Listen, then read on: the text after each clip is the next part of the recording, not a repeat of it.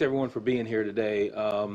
I do want to start out by saying that the Charlotte-Mecklenburg Police Department always takes pride in being accountable for our actions, making sure that we can serve the public to the utmost of our ability. So when we step aside from that, we are going to be accountable for that and be as transparent as we possibly can. We're at a point today, it's not a good day, not a good look for the Charlotte-Mecklenburg Police Department. Because today at around 4:00 a.m. We arrested one of our own. Officer Peter Lombardo was arrested for driving while impaired. He was at the grassy shoulder on I-277 near 12th Street when an officer stopped and noticed a police car that was stopped on the side of the road. Officer acknowledged that it was an off-duty officer. He has a take-home vehicle. That officer was in plain clothes, and the officer who stopped to check on him realized and identified him as an off-duty CMPD officer. Further investigation indicated that Officer Lombardo was in fact impaired. He was given a breathalyzer test after he was arrested, and he blew above the legal limit. His blood alcohol content was 0.17. The legal limit, of course, is 0.08. So this is a misdemeanor. He's charged with driving while impaired. According to also CMPD's DWI policy, this officer is immediately placed on unpaid leave and will be cited for termination based on our policy. That citing for termination will be sent to our Civil Service Board for a final determination on his employment status with CMPD. Officer Lombardo was hired on May 19th of 2008, and his current assignment is in the Eastway Division. I do want to say this. We have an obligation, and we took an oath to protect and serve our community. We cannot tolerate an officer who decides to drink alcohol to the point of intoxication and get in not only any vehicle, but get into a CMPD marked police vehicle. That is absolutely and totally unacceptable, and it won't be tolerated within our agency. I do wish Officer Lombardo the best, that he is able to get help, and if there is help that is needed. He made a bad decision. That bad decision is going to affect his career and affect the rest of his life. So I wish him well as he tries to get through this, but this is certainly something that is going to affect him for a very long time and will affect his employment within CMPD. The case is currently being investigated within Internal Affairs. I have full faith and trust in their complete and thorough investigation, and as we move through it. So there's still some questions that I may not be able to answer as we go through the investigation, but I certainly will try to answer any questions that you may have. Yes, sir. Does he have any prior disciplinary actions against him? Officer Lombardo has two prior minor disciplinary actions. One is a driving incident that he was, I don't have the date for that, but we can certainly put that. Well, I can find it, but we can certainly give that to you. But he was in a traffic collision, and it was found that his speed was excessive, and that was a violation. The other violation had to do with just missing I think it was missing court or training. So nothing significant other than that. Chief, in terms of, do you guys know where he got intoxicated? Did he take the car, the cruiser, to a bar, a restaurant, or was he at his house, somebody else's house? That's a great question, one that we have been talking through all morning to figure out where he was. We do have ways of figuring that out. We haven't pulled that up yet, but we have some suspicion or some ideas of where he might have been, but until the vehicle locators are able to tell us that, we don't want to speculate on that right now. So. When was the last time he was on duty? I don't have that information of when he was on duty. I do know he took actually I do have that information. He did take some time off on the night before, or the day before. So he took a half a day, so he would have worked half a day that day. Do you know how old he is? Let me see. I don't. No, I don't. We can get that information as well. I'm not sure of his age. What's his marital status and any family? I don't know that right now. Yeah. Chief, so plainclothes, he was in plainclothes? He was in plainclothes. He's assigned a vehicle because of his position with the Special Weapons and Tactics team.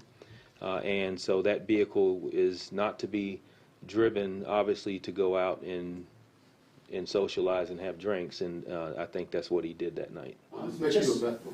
Just generally, what is like the take-home vehicle policy? When can you use that vehicle if you are not going to work? Yeah. So basically, you can use that vehicle in and around the Charlotte area. However, if you are going to have any alcohol consumption, any alcohol within your system, you are not to use a police vehicle to do so. You also, there are also some other parameters as far as, you know, where you were going and what you were doing within that vehicle. But we do enjoy the presence of extra police vehicles out there, particularly the marked vehicles. However, there is a great deal of responsibility that comes with that. Will this make you like reevaluate or look at your take-home vehicle policy at all? I hadn't gotten to that point yet. I don't believe so, because I think we're always looking at where our parameters are. We have these policies in place that are working. This is something that I talked about it this morning, is have we ever had an officer intoxicated driving a police vehicle? I don't remember anything like that, but we are looking into that. But at this point, I'm hoping that this is an anomaly, that he made a bad decision, not something that was done frequently. But we certainly, again, hope that if he does have an issue with alcohol, a problem with alcohol, that he does get the help that he needs. However, he has made a mistake that's critical to his employment with CMPD. We'll take one last question. Right here. We can take. Your wording indicates that you're not exactly happy about this. I would imagine there's been frustration about this in a bit of a personal sense. Go a little bit into that if you can, because I imagine just hearing this, the fact that it happened this morning, especially to a, for lack of better words here, a 14-year veteran who should probably know better. You know? Yeah. Just tell me a little bit about that frustration that you're feeling right now, I guess in a personal sense about this. You know, frustration is an understatement. When I get a phone call at 4 o'clock in the morning, it's from my IA major. It's concerning that it's either someone's injured, we injured someone else, or we've broken the law. And when we take that oath from the day that you're in the academy, and we also show a video that specifically says, don't do anything to tarnish this badge.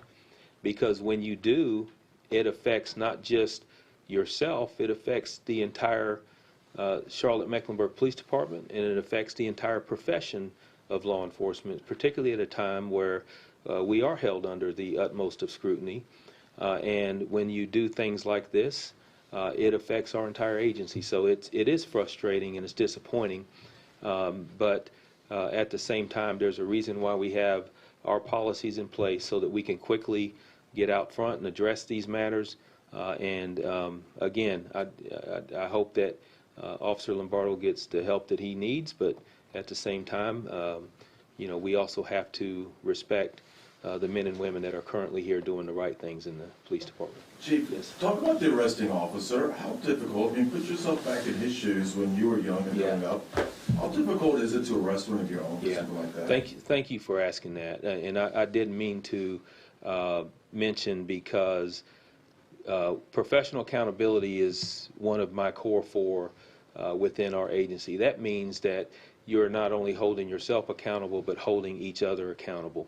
So for an officer to roll up on a scene and realize that it's one of his brothers in blue, and to do the right thing and to take action, make that arrest, then it takes a lot, because you know, people talk about the thin blue line and how we are covering for each other or looking out for each other.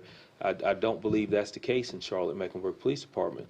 Most of our complaints and violations come internally. And that means that we are holding ourselves accountable. And that's important for that officer that did that to know that the steps and actions that he took and the notifications that he made is what I expect of all of our officers. And if you don't do that, then you're in danger of disciplinary action yourself, and because that is the expectation and that is the policy. So very proud of that officer taking the right steps and doing the right thing when he came upon one of his own peers and in a situation that needed to take enforcement actions. Chief, did he have any weapons or firearms on him? Don't know that at this point. I do know that our special weapons and tactics officers do carry firearms in their vehicles. Generally those are locked in the trunk of the vehicle. So I don't believe he had any access to weapons immediately when he was stopped. So I'll take two more questions. Have you had a chance to talk to him yet? I have not, no. You said he was pulled on a grassy shoulder. Was he just parked there sleeping, or?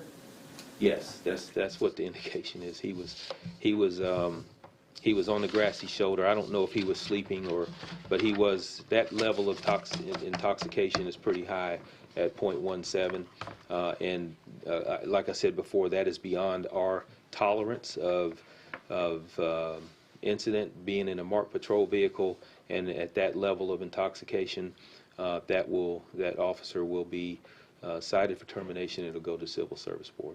So thank you all. Appreciate you being here. Take care. If you have any further questions or any follow-up on this matter, you can reach the Public Information Office and send those requests in, and we'll get back to you. Thank you for being here today.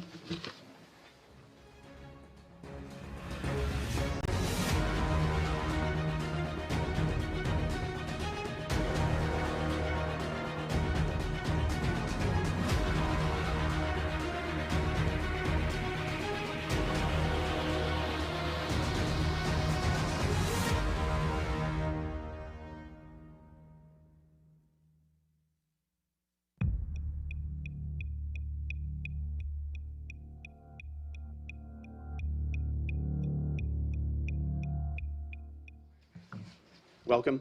I'm Major Brian Foley of the Charlotte-Mecklenburg Police Department. Thank you for your patience. We're here to discuss an internal affairs matter of some significance this morning involving a Charlotte-Mecklenburg police officer that occurred around 3:45 this morning. Here to talk about this matter is Chief Jennings. Chief. Thank you. Thanks everyone for being here today. I do want to start out by saying that the Charlotte-Mecklenburg Police Department always takes pride in being accountable for our actions, making sure that we can serve the public to the utmost of our ability. So when we step aside from that, we are going to be accountable for that and be as transparent as we possibly can. We're at a point today, it's not a good day, not a good look for the Charlotte-Mecklenburg Police Department because today at around 4:00 a.m. We arrested one of our own. Officer Peter Lombardo was arrested for driving while impaired. He was at the grassy shoulder on I-277 near 12th Street when an officer stopped and noticed a police car that was stopped on the side of the road. Officer acknowledged that it was an off-duty officer. He has a take-home vehicle. That officer was in plain clothes, and the officer who stopped to check on him realized and identified him as an off-duty CMPD officer. Further investigation indicated that Officer Lombardo was in fact impaired. He was given a breathalyzer test after he was arrested, and he blew above the legal limit. His blood alcohol content was 0.17. The legal limit, of course, is 0.08. So this is a misdemeanor. He's charged with driving while impaired. According to also CMPD's DWI policy, this officer is immediately placed on unpaid leave and will be cited for termination based on our policy. That citing for termination will be sent to our Civil Service Board for a final determination on his employment status with CMPD. Officer Lombardo's was hired on May 19th of 2008, and his current assignment is in the Eastway Division. I do want to say this. We have an obligation, and we took an oath to protect and serve our community. We cannot tolerate an officer who decides to drink alcohol